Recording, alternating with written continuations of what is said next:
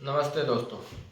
आज की राजनीति में जहां नेता महंगी महंगी गाड़ियां, लग्जरियस लाइफ जीते हैं, वहीं हमारे देश की राजनीति में आज भी ऐसे नेता मौजूद हैं जो अपनी सैलरी भी पार्टी फंड में दान देते हैं और सिर्फ 5,000 रुपये घर के खर्च के लिए अपनी सैलरी में से लेते हैं।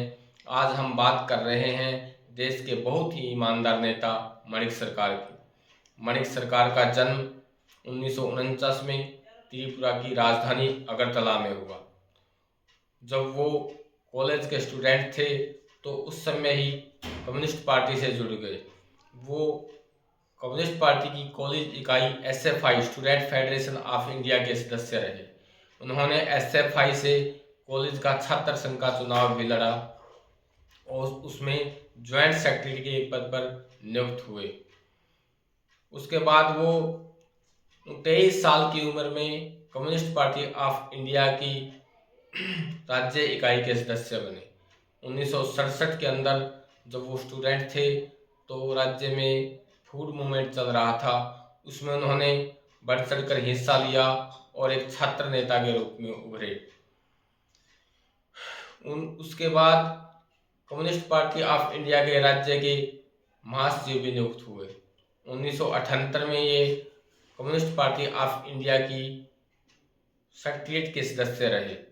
1980 में पहली बार ये अगरतला से विधायक बने। उसके बाद इनकी लोकप्रियता बढ़ती ही गई और 1983 में दोबारा से विधायक चुने गए। धीरे धीरे इनकी लोकप्रियता बढ़ती जा रही थी और 1993 में ये मार्क्सवादी कम्युनिस्ट पार्टी ऑफ इंडिया की स्टेट कमेटी के सेक्रेटरी चुने गए। इतनी बड़ी जिम्मेदारी इनको मिलना बहुत बड़ी बात थी, क्योंकि पार्टी की पूरी ही जिम्मेदारी स्टेट सेक्रेटरी के ऊपर होती है। 1998 में मार्क्सवादी कम्युनिस्ट पार्टी के पोलित ब्यूरो के सदस्य चुने गए, जो कि पार्टी में सारे निर्णय लेने का काम किया जाता है। उस समिति के सदस्य चुने गए और 1998 में पहली बार त्रिपुरा के मुख्यमंत्री चुने गए। उसके बाद लगातार 4 बार त्रिपुरा के मुख्यमंत्री बने। 1998 से लेकर 2018 तक लगातार 20 साल त्रिपुरा के मुख्यमंत्री बने।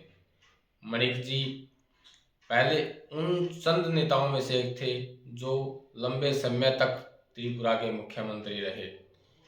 जब ये मुख्यमंत्री थे तो अपनी सैलरी का सिर्फ 5,000 रुपये ही घर के खर्च के लिए लेते थे। बाकी सारा का सारा जो इनकम थी वो पार्टी फंड में दान दे देते थे।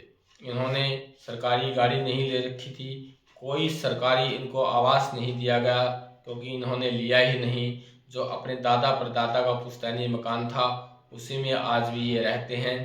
इनके पिता एक दर्जी थे और इनकी माता सरकारी नौकरी पर थी। जो इनकी पत्नी है वो भी समाज कल्याण विभाग में नौकरी करती थी और उसी की तनख्वाह से इनका घर चलता था। तो दोस्तों, आज की राजनीति में हम भ्रष्टाचार, वंशवाद और इतना बेईमाना और इतना बहुत ही भ्रष्ट जीवन नेताओं का देखते हैं, तो हम माणिक सरकार जैसे नेताओं की तरफ देखते हैं तो हमारे दिल में एक उम्मीद जगती है कि ईमानदारी आज भी जिंदा है।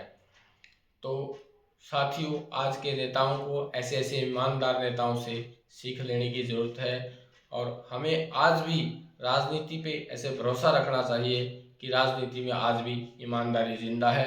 ये थी उनकी कहानी। धन्यवाद।